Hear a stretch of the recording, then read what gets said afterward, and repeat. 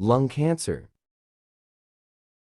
Lung cancer is a condition that causes cells to divide in the lungs uncontrollably. This causes the growth of tumors that reduce a person's ability to breathe. According to the Centers for Disease Control, 5 to 7 people in the United States received a lung cancer diagnosis in 2015. Early diagnosis can help a person seek treatment as early as possible in the disease's course.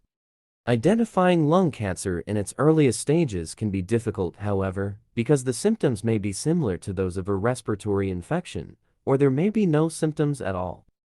In this video, we explain the nature of lung cancer, how to recognize the symptoms, and the ways doctors treat lung cancer before it becomes life-threatening. Before we proceed to this video, don't forget to click the thumbs up button, share to your friends, and subscribe to Earlyseven YouTube channel for more radclusive videos.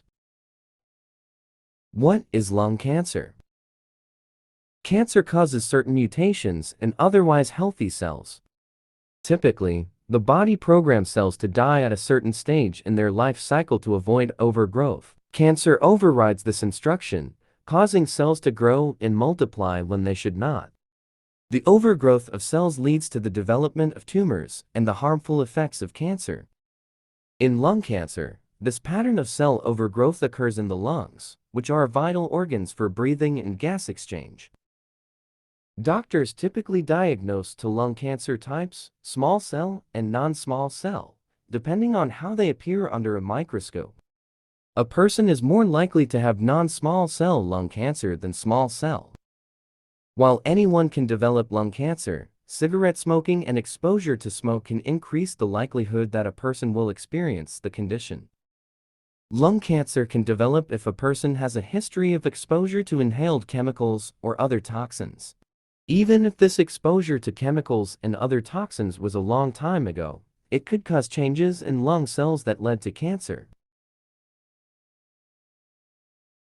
In people with lung cancer, symptoms do not always occur until the condition has reached a later stage. However, some people may notice symptoms, which they may think are related to a less serious and acute illness. Examples of these symptoms include appetite loss, changes to a person's voice such as hoarseness, frequent chest infections such as pneumonia, lingering cough that may start to get worse, shortness of breath, unexplained headaches, weight loss, and wheezing. A person may also experience more severe symptoms associated with lung cancer. These include severe chest or bone pain or coughing up blood. If a doctor identifies a suspicious lesion on a lung cancer screening, or a person is experiencing symptoms that could indicate lung cancer, several diagnostic tests are available to confirm the next steps. 1. Imaging studies, computed tomography, and positron emission tomography, or PET scans, might reveal areas of lung tissue with cancer. Bone scans can also indicate cancerous growths. Doctors may also use these scans to track the progress of treatment or to ensure cancer has not returned following a course of treatment. 2. Tissue sampling. If a doctor identifies a suspicious lesion on an imaging study, they may recommend taking a sample of lung tissue to test for potentially cancerous cells.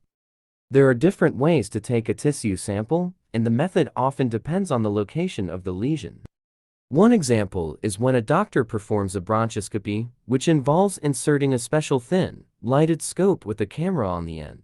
This helps the doctor to see the lesion and then to obtain samples. Less accessible lesions in the lungs may require a more invasive surgical procedure to remove lung tissue, such as thoracoscopy or video-assisted thoracic surgery.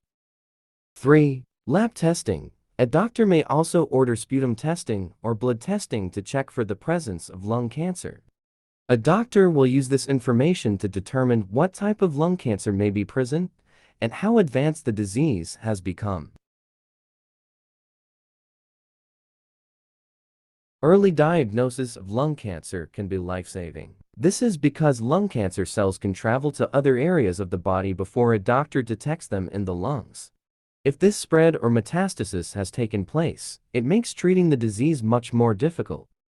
According to the American Lung Association, People who may be candidates for lung cancer screenings are those who are between 55 and 80 years of age, are a 30-pack-year history of smoking, meaning they smoked 1 pack per day for 30 years or 2 packs per day for 15 years, and are a current smoker or smoker who has quit within the past 15 years.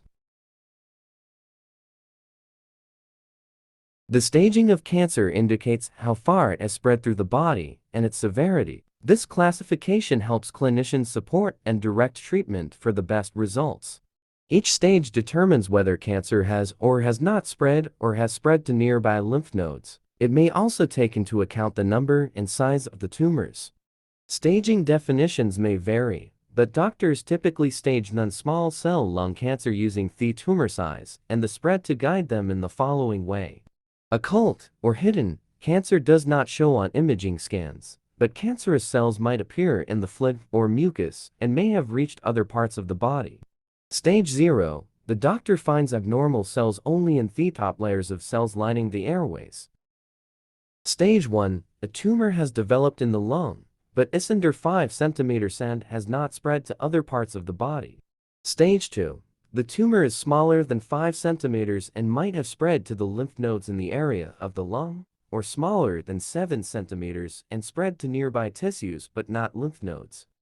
Stage 3, cancer has spread to the lymph nodes and reached other parts of the lung and surrounding area. Stage 4, cancer has spread to distant body parts, such as the bones or brain.